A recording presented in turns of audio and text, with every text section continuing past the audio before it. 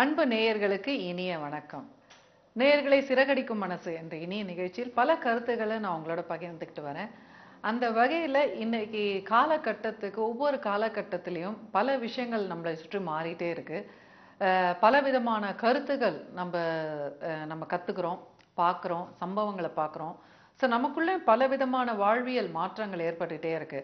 So அந்த வகையில் பார்த்தீங்கன்னா இன்னைக்கு தனி மனிதன் அப்படிங்கிறவனோட வாழ்க்கை முறை அப்படிங்கிறது எந்த அளவுக்கு மாறி இருக்கு, ஒரு 30 வருடங்களுக்கு முன்னாடி எப்படி இருந்தது, அதே மாதிரி குடும்பத்தில் உறவுகள், அவங்களோட சிந்தனைகள், உணர்வுகள் பரிமாறி ஒருத்தருக்கு வந்து அதை பகிர்ந்து கொள்ளுதல், புரிந்து கொள்ளுதல், இதெல்லாம் எப்படி இருக்கு அப்படிங்கிறத பார்த்தா பெரிதளவில் வந்து மாற்றங்கள் இருக்கு. உதாரணத்துக்கு பார்த்தீங்கன்னா அந்த காலத்துலலாம் நிறைய விஷயங்கள் வந்து ஒன்றாக கூடி செய்வாங்க. அந்த செயல்களுக்கு வந்து ரொம்ப முக்கியத்துவம் கொடுத்தாங்க. அந்த செயல்களுக்கு பின்னாடி இருக்கக்கூடிய படோடபமும் ஆடம்பரத்துக்கும் அவங்களுக்கு அவ்வளோ முக்கியத்துவம் கொடுக்கல. ஆனால் அந்த ஒரு தருணம், it's a moment for togetherness, எல்லாரும் ஒன்றா இருக்கணும் அப்படிங்கிற ஒரு விஷயம் வந்து ரொம்ப பெருசாக மதிக்கப்பட்டது. ஸோ இன்ஃபேக்ட் பல விதமான பண்டிகைகள் நம்ம வந்து கொண்டாடுவதற்கு முதன்மையான நோக்கமே பார்த்தீங்கன்னா அந்த ஒன்று கூடி இருக்க வேணும் அப்படிங்கிறது தான். இன்னைக்கு வந்து பார்த்தீங்கன்னா அது எந்த அளவுக்கு நம்ம செயல்படுத்துறோன்றதை யோசிச்சு பார்க்கணும். ஒரு குடும்பத்தில் தந்தை, தாய், குழந்தைகள் அப்படிங்கிறவங்க ஒன்றா இருக்கிறதே பெரிய விஷயமா இருக்கு. எப்படின்னு கேட்டிங்கன்னா, இப்போ தீபாவளி டைம் அப்படின்னா அன்னைக்கு தான் பிள்ளைங்க சொல்லுவாங்க, டெய்லி எழுந்த உடனே காலேஜ் பஸ் மூஞ்சில முழிக்கிறேன், 6:30 மணிக்கு பஸ் ஏறணும், இன்னைக்கு ஒரு நாளைக்காவது நான் 10 மணி வரைக்கும் தூங்குறேன், சும்மா போ தள்ளிப்போ, இந்த காலையில் ஸ்நானம்லாம் வேண்டாம் அப்படின்னு பெரிய 80% குழந்தைங்க வந்து இன்னைக்கு இதுதான் சொல்றாங்க. எத்தனை குழந்தைகள் வந்து தீபாவளி காலையில் எழுந்த உடனே தலை குளிக்கணும்னு சொல்றாங்க. அப்படியும் சில பேர் எழுந்தாலும் எழுந்த உடனே டிவி போடுறாங்க.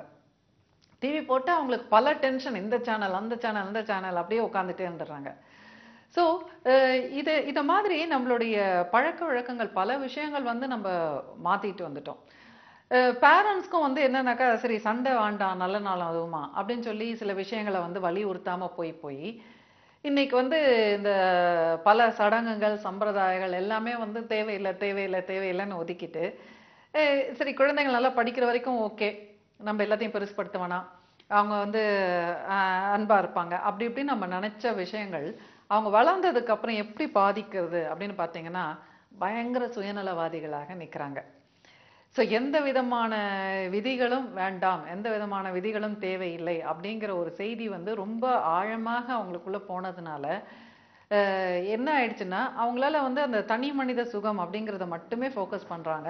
இது எந்த அளவுக்கு பாதிக்குதுன்னா, இன்னைக்கு ஒரு காலத்துலலாம் வந்து குடும்பத்தை பராமரிப்பது ஆண்கள் அப்படிங்கிறது ரொம்ப தீர்மானமாக வலியுறுத்தப்பட்டது. அது ஆண்கள் பரவலாக ஏற்றுக்கொண்டு அந்த குடும்பத்தை காப்பாத்திட்டு வந்தாங்க. உத்தியோகம் புருஷ லட்சணம் அப்படின்னு அழகா சொல்லிடுவாங்க.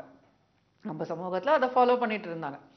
அதுக்கப்புறம் இந்த பெண் விடுதலை, பெண் முன்னேற்றம் எல்லாம் வந்தோடனே, பெண்கள் சம்பாதிக்க ஆரம்பிச்ச உடனே அந்த ஆண்கள் என்ன பண்ணாங்க, சரி நீ சம்பாதிச்சுக்கோமா, நீ கஷ்டப்பட்டு சம்பாதிக்கிற, நீ சேர்த்து வச்சுக்கோ, உனக்கு வேண்டியது ஏதாவது வாங்கிக்கோ, ஏதோ பண்ணிக்கோ அப்படின்லாம் சொல்லும் பொழுது பெண்கள் ஹாப்பியாக தான் இருந்தாங்க. அந்த மாதிரியான பெண்களுக்கு வந்து மன உளைச்சல் ஏற்படுவதில்லை, களைப்பு தெரிவதில்லை. ஆஃபீஸில் 8 மணி நேரம் உழைச்சிட்டு வீட்டில் வந்து 8 மணி நேரம் சமைக்கிறது எல்லாம் பண்ணால் கூட அவங்களுக்கு ஒரு ஊக்கம் இருக்குது, சரி என்னோட பணத்தில் நான் நகை வாங்கிக்கிறேன்ல அப்படின்ற ஒரு சந்தோஷம்.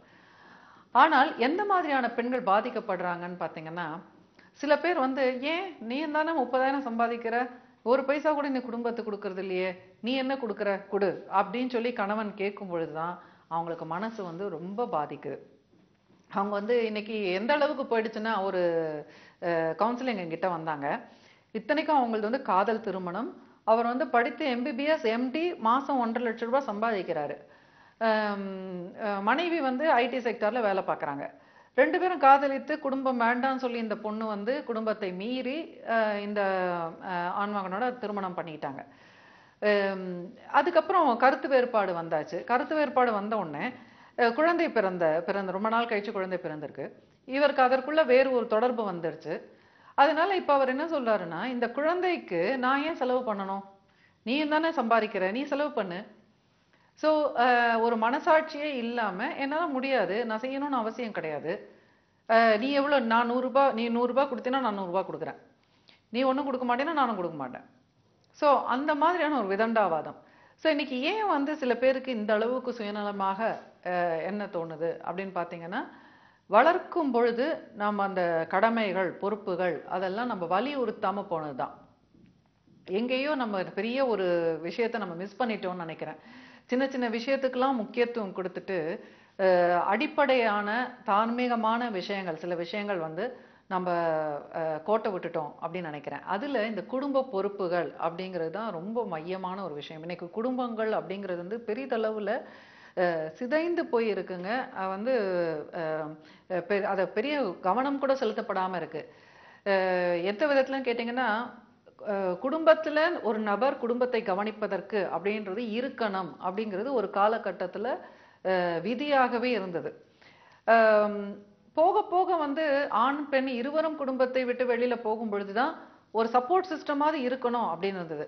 அதற்கப்புறம் சரி வெளியில க்ரீச் அதெல்லாம் வந்ததுக்கு அப்புறம் சரி வீட்டுல குடும்ப நபர்கள் இல்லைனாலும் பரவாயில்ல, க்ரீச்ல அங்க எங்க விட்டுட்டு குழந்தைகளை போலான்றதுக்கு வந்ததுக்கு அப்புறம் அதுவும் பாசிட்டிவா போற வரைக்கும் தெரியல. ஆனால் ஒரு காலகட்டத்துல இன்னைக்கு பல குழந்தைகள் பராமரிப்பதற்கு ஆட்களே இல்லாம அப்படியே விட்டுட்டு பணம் பணம் பணம் அப்படிங்கிறதையே நம்ம வந்து நோக்கமா கொண்டு நம்ம போகும் பொழுதுதான் அவ்வளோ பணத்தை சேர்த்து அந்த குழந்தைகளுக்கு நம்ம கொடுக்குறோமே, அந்த குழந்தைகள் வளர்ந்த பின்பு அதனால சந்தோஷப்படுறாங்களா, அதனால நமக்கு சந்தோஷம் தராங்களா அப்படிங்கிறது கேட்கப்பட வேண்டிய ஒரு கேள்வி.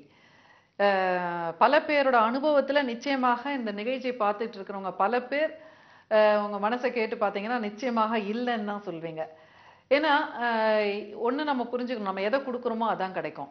நம்ம குழந்தைகள் தனிமைப்படுத்தி படுத்தி அவங்களுக்கு வந்து அவங்களுடைய உணர்வுகளுக்கு நம்ம முக்கியத்துவம் கொடுக்காம, நம்ம அவங்க நன்மைக்கு நம்ம எது செய்திருந்தாலும் அவங்களுக்கு வந்து அந்த அனுபவத்துல போயிட்டு அவங்களுக்கு அந்த சுயநலம் அப்படிங்கிறது தான் மேலோங்கி நிற்குமே தவிர, பெற்றோர்கள் செய்த தியாகம் ஒரு விதத்துல அவங்க தியாகம்னு கூட சொல்லலாம். பெற்றோர்கள் நான் வந்து என்னோட பராமரிப்பெல்லாம் கூட விட்டுட்டு, என்னோட சுகதுக்கம்லாம் கூட விட்டுட்டு நான் வேலைக்கு போய் நான் சம்பாரிச்சு உனக்கு இவ்வளவு வச்சேன், எனக்கு ஜுரம்னா கூட நான் ஆபீஸ் போனேன் அப்படி இப்படின்னு இவங்க நியாயம் நிறைய சொல்லுவாங்க.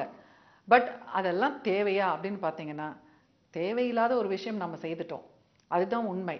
ஏன்னா பணம் பணம் பணம்ன்றது தான் முக்கியம் அப்படின்னு ஒரு எங்கேயோ நம்ம புரிதல்ல போயிட்டு அந்த பணத்தை ஈட்டுவதற்காக மட்டுமே நம்ம வந்து மனதை விட்டுட்டோமே தவிர, அந்த குழந்தைகள் அப்படிங்கிறது வந்து ஒரு குழந்தை 2 குழந்தை இருந்தாலும் அந்த 2 குழந்தைக்காக ஒரு தாய் வாழ்வது என்பது ஒரு நல்ல வாழ்க்கை அப்படிங்கிறதை இன்னைக்கு எத்தனை பெண்கள் வந்து உள்வாங்குறாங்க சொல்லுங்க. நான் இன்னைக்கு நிறைய மேடைகள்ல நான் பேசுறதே வந்து இந்த மாதிரி பெண்களை நீங்க சந்தோஷமா இருங்க, ஹாப்பியா இருங்க, ஹவுஸ் ஒய்ஃபா இருக்கீங்களா, உங்களுக்கு பொருளாதாரம் கரெக்டா இருக்கா, ஆடம்பரம் இல்லைன்னா பரவாயில்ல, ஆனா குடும்ப தேவைகள் வந்து பூர்த்தி ஆகுதா, நீங்க வந்து மனசை வந்து திருப்திப்படுத்திட்டு அந்த 2 குழந்தைகளை வளர்ப்பதுல வந்து ஈடுபடுங்க. அதே நேரத்துல அந்த குழந்தைகள் இல்லாத நேரத்துல உங்களோட சுய மேம்பாடு அப்படிங்கிறதுல கவனம் செலுத்துங்க அப்படிங்கிறத நான் முடிஞ்ச வரைக்கும் சொல்லிட்டு வரேன். ஏன்னா இதுதான் உண்மை. நம்ம வந்து இந்த குழந்தைகள் பெத்துக்கிட்டோம்னா அதுக்கப்புறம் அவங்களுக்கு என்ன தேவைங்கிறத நம்ம ரொம்ப அவங்களோட பொசிஷன்ல இருந்து யோசிக்கணுமே தவிர, நம்மளோட பொசிஷன்ல நமக்கு எது பிடிச்சிருக்கோ அதை நம்ம செய்யக்கூடாது. சரி நேயர்களே, மேலும் பல கருத்துகள் உங்களோட பகிர்ந்துக்கணும். மீண்டும் சந்திப்போம். நன்றி, வணக்கம்.